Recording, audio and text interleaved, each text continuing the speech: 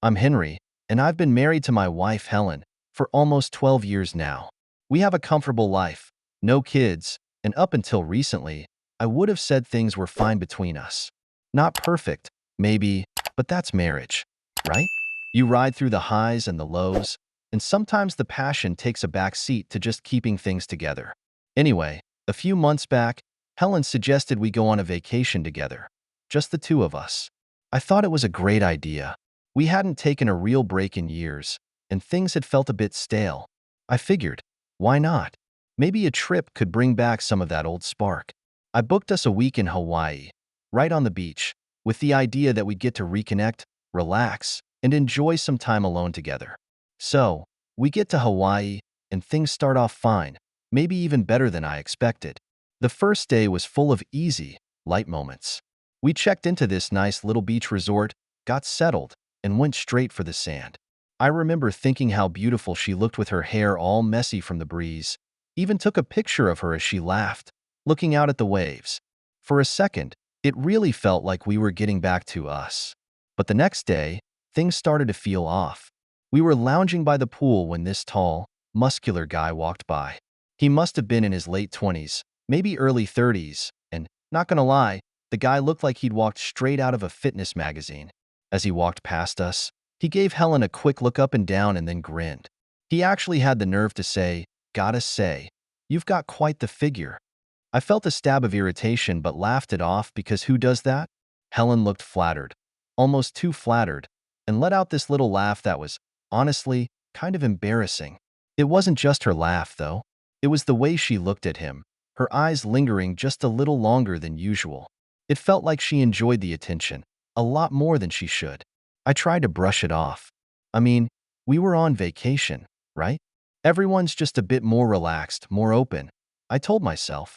But the way she reacted to this stranger rubbed me the wrong way. Later, while we were grabbing lunch, I joked, "You made quite the impression on Mr. Muscles back there." She just rolled her eyes, chuckling as she sipped her drink, but I could tell by her smirk that she enjoyed it. That stung, more than I wanted to admit. That night, we went for a walk on the beach.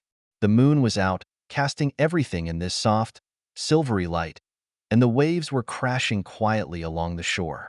I figured it was the perfect moment to talk, to open up a bit. I was trying to get her attention, to draw her back to me.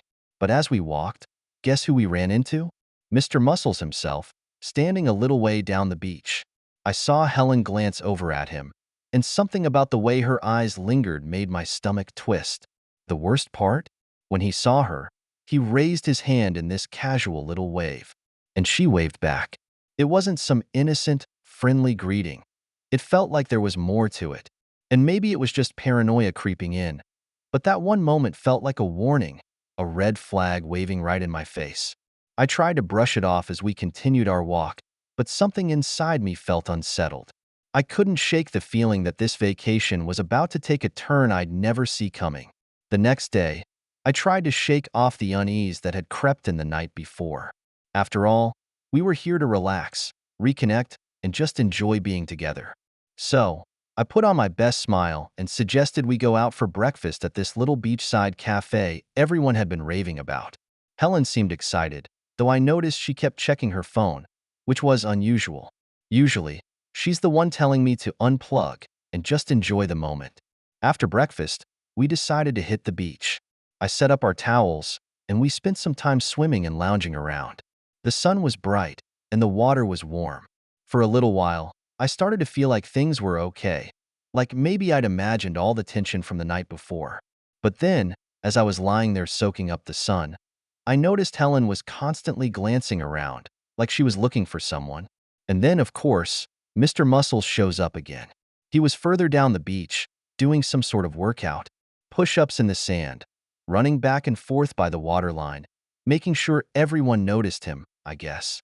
I tried to ignore him, but I could tell Helen saw him, too. She watched him for just a bit too long before looking away. It was subtle, but when you've been with someone as long as I have, you notice these things. Her gaze was more than just a passing glance. There was this curiosity, a spark in her eyes I hadn't seen in a long time. I wanted to say something, to call her out on it right there, but I didn't want to ruin the mood or seem insecure. So I kept quiet, pretending not to notice. But inside, I could feel this pit growing in my stomach, like something was twisting up in knots. Later that afternoon, we decided to grab some drinks at the bar. I was trying to make conversation, talking about our plans for the next day, maybe a boat tour or snorkeling trip. But Helen was distracted, only half listening, barely even responding. Finally, I asked her, "Is everything okay? You seem kind of distant." She looked at me, almost startled, like I'd caught her off guard. "What? No, everything's fine. I'm just tired. It's been a long day." I wanted to believe her. I really did. But there was something in her tone, something defensive that made me feel like she was hiding something. I brushed it off again, telling myself I was just overthinking things. But there's only so much you can ignore before it starts to eat away at you. As the evening wore on, we found ourselves back on the beach for another walk, this time under a clear, star-filled sky. I thought maybe this was our chance to talk things through, to connect again. But as we walked along the shore, she seemed distant, distracted. And then, as if fate had a twisted sense of humor, we ran into the guy again. This time, he wasn't working out or passing by casually. He was standing there, looking out over the water like he was waiting for someone. Helen noticed him before I did. And again, she gave him that look, a little too curious, a little too familiar. He looked over at us, giving a slight nod in her direction before turning back to the water. And that's when I saw it. She smiled. It wasn't a full smile, just a hint, but it was enough. It felt like a punch to the gut. I stopped walking, letting her go a few steps ahead of me. She turned around, noticing I'd stopped. "What's wrong, Henry? What's going on with you?" I asked, my voice harder than I intended. I was trying to keep my cool, but all the frustration and doubt had built up, and I couldn't hold it in any longer. She looked at me, confused and maybe a bit annoyed. "What do you mean? Nothing's going on." "Come on, Helen," I said, struggling to keep my tone even. "Ever since we got here, you've been different, distracted, distant. And don't pretend you don't notice that guy over there." Her face changed, just a flicker, but I caught it. She looked away, crossing her arms defensively. "Are you seriously going to be jealous of some random guy on the beach?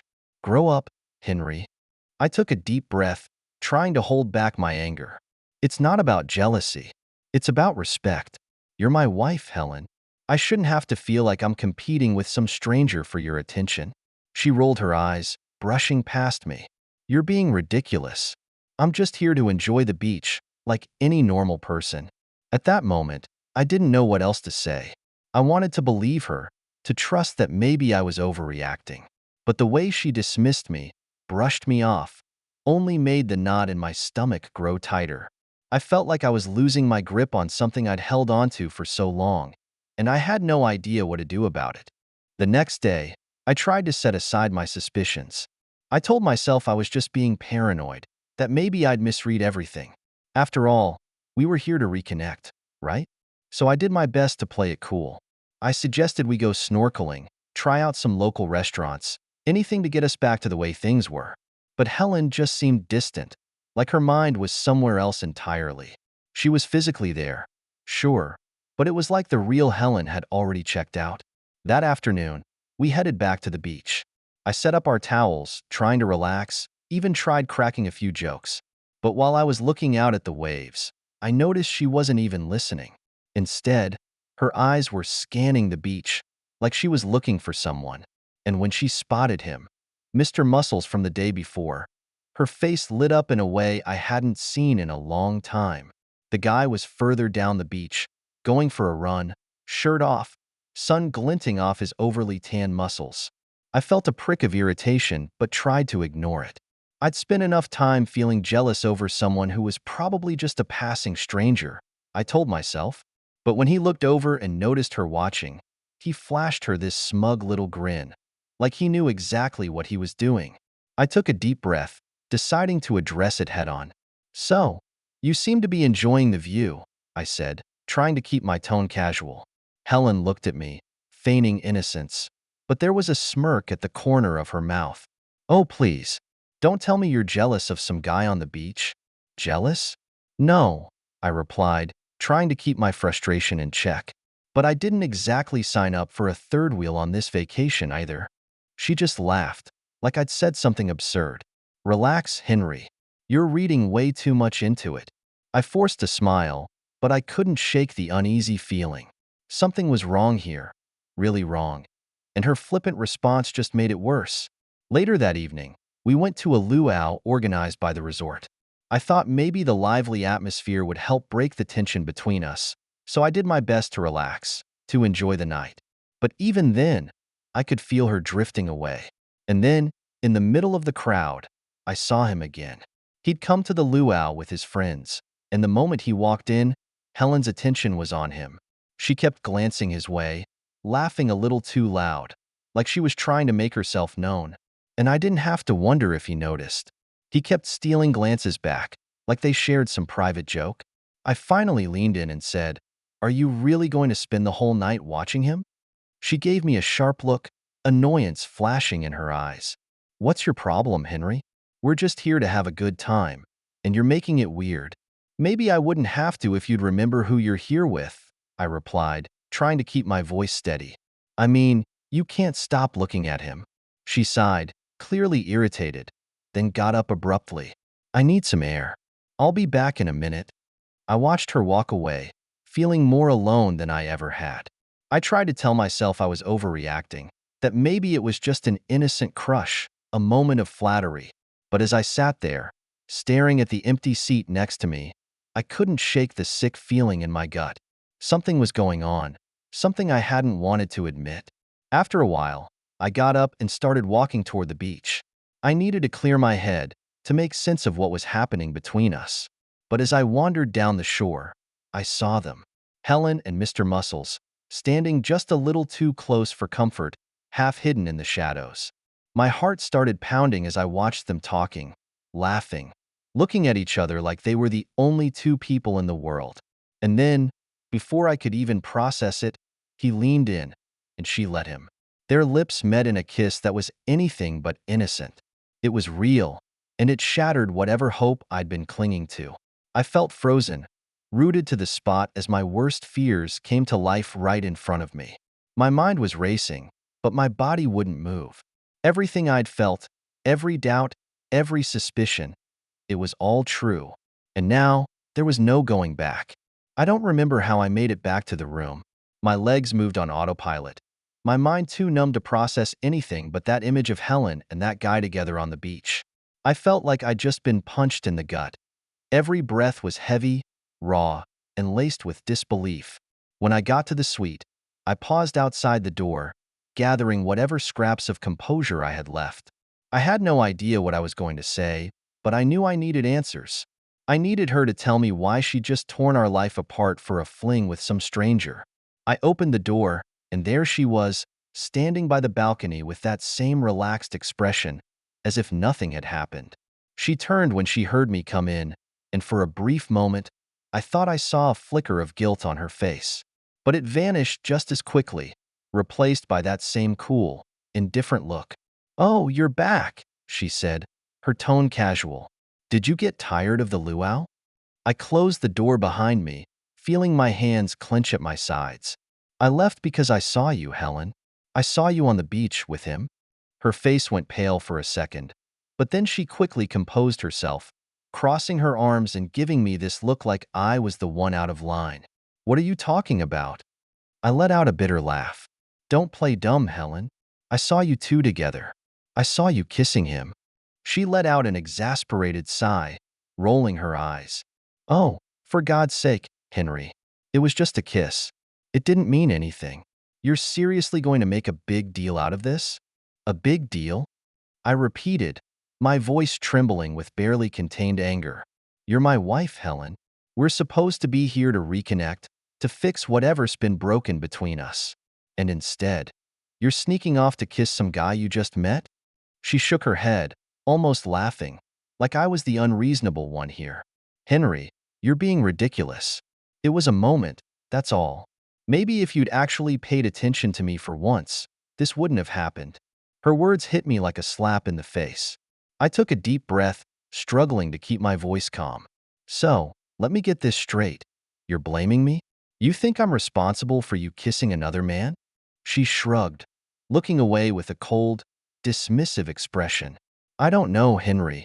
Maybe if you hadn't been so focused on your job, on everything else but me, I wouldn't have had to look somewhere else for attention. I couldn't believe what I was hearing. For years, I'd been the one holding things together, making sure we had a stable life. And now she was twisting things, making it seem like her betrayal was somehow my fault. So that's your excuse? I asked, my voice shaking with anger.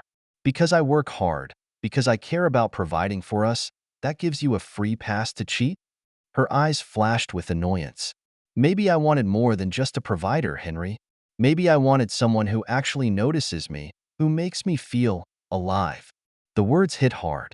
She said it so matter-of-factly, like she was discussing a trivial issue, something that could be brushed aside. I could feel my chest tightening, my hands clenching as the weight of everything she was saying sank in. So this whole trip, I said slowly, the realization hitting me like a punch, wasn't about fixing anything. You just wanted an excuse to get away, to do whatever you wanted without having to answer to me. She looked away, her silence saying more than any words could. That's when I knew it was over. Whatever bond we'd once shared, whatever love had once been there, was gone. I was just someone she'd outgrown, someone who no longer fit into the life she wanted. Fine, I said, my voice barely a whisper.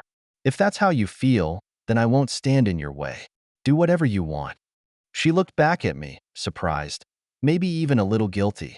But I didn't care anymore. I walked to the door, each step feeling heavier than the last. I wasn't sure where I was going, only that I couldn't stay there, in that room, with her any longer. I needed to get as far away as I could from the person who just shattered everything I'd held dear. I didn't get far before the reality of it all hit me. I found myself wandering down to the beach, the waves rolling in under the moonlight, as I tried to make sense of the wreckage my life had just become. Everything felt surreal, like I was outside my own body, watching this nightmare unfold. I sat down in the sand, the enormity of what had happened finally sinking in. Helen wasn't just having a fling. She'd made it clear that I was the problem, that our marriage, our history, our life together meant nothing to her anymore. I replayed her words over and over, each one cutting deeper than the last. She looked right through me as if I were just another inconvenience, something to be discarded when she was done. I stayed out there for hours, watching the waves crash and trying to let the anger settle, hoping the ocean would somehow carry it away. But the hurt was overwhelming, mingling with a hollow sadness I couldn't shake. I thought about the years we'd spent together, the moments I'd cherished, and how quickly they'd all been reduced to nothing by a few careless words and a stolen kiss. When I finally went back to the suite, I was half hoping she'd be asleep so I wouldn't have to face her. But as soon as I stepped inside, I saw her sitting on the couch, her expression unreadable. She looked up at me, her face a mix of defiance and something else, maybe a hint of regret, though I couldn't be sure. I didn't think you'd come back tonight, she said, her voice softer than before. I stood there, keeping my distance. I needed time to think. She nodded, looking away, as if she didn't want to meet my eyes. Look, Henry, I know you're angry, but maybe this is a sign. Maybe it's time we both move on. Her words hit me like a punch to the gut. So that's it? You're ready to throw away 12 years just like that? She sighed, running a hand through her hair, looking tired and worn down. Henry, it hasn't been working for a while. You know that. We've been drifting apart for years. Drifting apart? I repeated, incredulous. I thought we were just going through a rough patch, that we could get through it. But apparently, you had a different plan. She looked up, her eyes sharp and cold. Maybe if you'd actually paid attention to me instead of your work and your routines, I wouldn't have felt the need to look elsewhere. I shook my head, anger bubbling up again. So it's my fault? Because I was trying to build a life for us, to make sure we had a future? She let out a bitter laugh. A future? Henry, it was all about your version of a future. You never asked me what I wanted. You just assumed I'd fall in line with whatever you decided. The words stung, and part of me wanted to argue, to defend myself, to make her see that I'd been trying my best. But what was the point? She'd already made up her mind. and there was no convincing her otherwise. I took a deep breath, forcing myself to stay calm. So, what now? You're ready to just walk away? Pretend like none of this mattered? She hesitated, looking down at her hands. Maybe it's for the best. For both of us. I wanted to shout, to ask her how she could be so cold, so dismissive of everything we'd shared. But I realized there was no point. The woman sitting in front of me wasn't the Helen I'd married. She was someone else now, someone I didn't recognize, and maybe never really knew. After a long silence, I finally spoke. Fine. If that's what you want, then let's end this. I won't stop you. She looked up, surprised, like she hadn't expected me to agree. But I was done fighting for someone who had already left me behind. I turned and walked toward the bedroom, my mind numb as I started packing my things. I wasn't sure where I'd go or what I'd do, only that I couldn't stay there another minute, trapped in a place filled with memories I didn't want anymore. As I zipped up my bag, I heard her come to the doorway, her voice soft. Henry, I didn't mean for it to end like this. I didn't look at her. Yeah, well, here we are. There was nothing left to say. I grabbed my bag, walked past her without a second glance, and left the suite, leaving behind everything we'd built together. The life I thought I had, the woman I thought I knew. It was all gone, shattered by a few careless choices and a single night on the beach.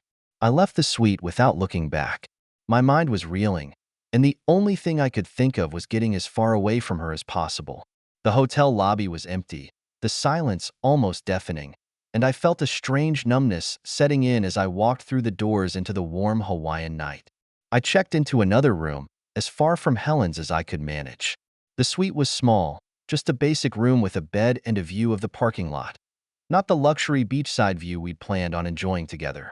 I dropped my bag on the floor and collapsed onto the bed, staring up at the ceiling as the reality of everything hit me. This wasn't just a bump in the road or a rough patch. It was the end of everything I thought I had with her. I lay there for hours, replaying every moment from the past few days, every word she'd said, every look she'd given that guy. It was like the memories were on a loop, forcing me to relive them over and over until I felt sick. By morning, I was exhausted, both physically and emotionally. But I knew I couldn't stay there, wallowing in self-pity. I needed to get out, clear my head, and figure out what I was going to do next. I spent most of the day wandering around the island, trying to distract myself with the beautiful scenery. But even the beauty of Hawaii couldn't mask the emptiness I felt. That evening, I found myself back at the beach, watching the sun dip below the horizon. The colors were breathtaking, a mix of fiery orange and deep purple, and for a brief moment, I felt a strange sense of peace. It was the first time since everything had happened that I felt something other than anger or sadness. I realized then that this was my chance to start over. I didn't have to be the guy clinging to a failed marriage, the one waiting around for someone who didn't care. I could walk away, leave all of this behind, and start fresh. It wouldn't be easy, but it was possible. The next day, I made arrangements to fly back home early. I didn't see Helen again, didn't bother with goodbyes. She'd made her choice, and now I was making mine. I packed up my things, checked out of the hotel, and took a cab to the airport. The drive was quiet, the weight of everything settling in as I stared out the window, watching the island slip away behind me. As the plane took off, I felt a mix of relief and sadness. I was leaving behind the woman I thought I'd spend my life with, but I was also leaving behind the betrayal, the pain, the emptiness. I wasn't sure what lay ahead, but I knew one thing for sure. I couldn't keep holding on to a past that no longer existed. Back home, I settled into a routine, trying to rebuild my life from the ground up. It wasn't easy. Everywhere I looked, I saw reminders of her, of the life we'd built together. But each day, it hurt a little less.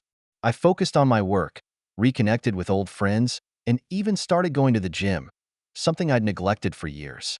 Slowly, I began to feel like myself again, like the pieces of my life were coming back together. There were still moments of doubt, times when I'd wonder if I could have done something differently, if I could have saved us. But then I'd remember her words, her actions, and the way she'd looked at that man. She'd made her choice, and now I was making mine. One night, as I sat in my living room, surrounded by the silence of my new life, I realized that I was finally at peace. The pain was still there, like a dull ache, but it was no longer consuming me. I'd survived the worst of it, and I was ready to move forward, to start a new chapter, one where I could be happy on my own terms. One Saturday, while I was at the gym, I ran into a woman named Emily.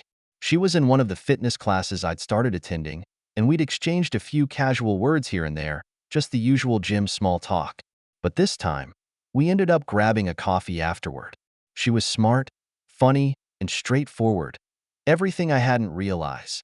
Over time, Emily and I began spending more time together. We'd meet up for coffee or a quick meal, sometimes chatting for hours about everything from work to life's little absurdities.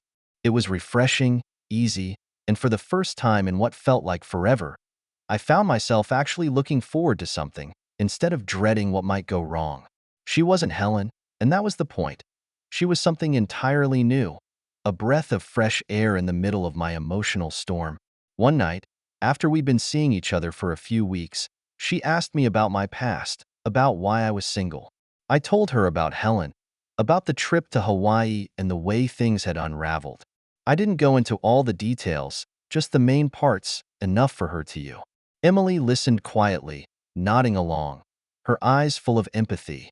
When I finished, she put her hand on mine and said, "Henry, you deserve to be happy. You deserve someone who sees you, who respects you for." Her words struck something deep in me, something I hadn't realized I needed to hear. I felt a warmth, a glimmer of hope, that maybe I wasn't doomed to be the guy who got cheated on forever. Maybe I could move on, build something new, even. In the weeks that followed, things between Emily and me grew deeper. It started off casual, just two people getting to know each other, both with our own histories and scars. But as time went on, I found myself opening up to her in ways I hadn't expected. I'd catch myself smiling at her texts or feeling genuinely excited to see her, like I was stepping into a part of my life I'd forgot. "I'm glad we did this," she said softly, looking up at me with a smile. "I don't think I've laughed this much in ages." "Neither have I admitted, feeling a bit vulnerable but happy. "Honestly, Emily, I didn't think I'd ever get to a place like this again. You've helped me see things differently." She squeezed my hand, her smile warm and understanding. "Henry, you deserve happiness, more than you know. And I'm just glad I get to be a part of Teach." Her words stayed with me as I drove home later that night. It was like she'd given me permission to move on, to leave behind the past and embrace whatever lay ahead. I hadn't realized how much I needed that until now. I'd spent so much time feeling like I was defined by Helen's betrayal, like that was the only story I had left to tell. But with Emily, I felt like I could be something more, someone. In the following weeks, we spent more and more time together. We went on hikes, watched movies, and sometimes just sat and talked for hours. It was the kind of connection I'd thought was impossible after everything I'd been through. She made me feel seen, valued, and appreciated, things I hadn't felt in years. One evening, we were sitting on my sea. Her words hit deep, and for the first time, I felt like maybe I could finally let go of the past. Maybe I could start fresh, build a new life, and allow myself to be happy with her. And so, little by little, I began to let the walls down, to let her in fully, knowing that whatever happened, I was ready for it. With Emily by my side, I felt like I was finally beginning to embrace a new chapter, one filled with hope, possibility, and, most importantly, subscribe so you don't miss new stories on the channel.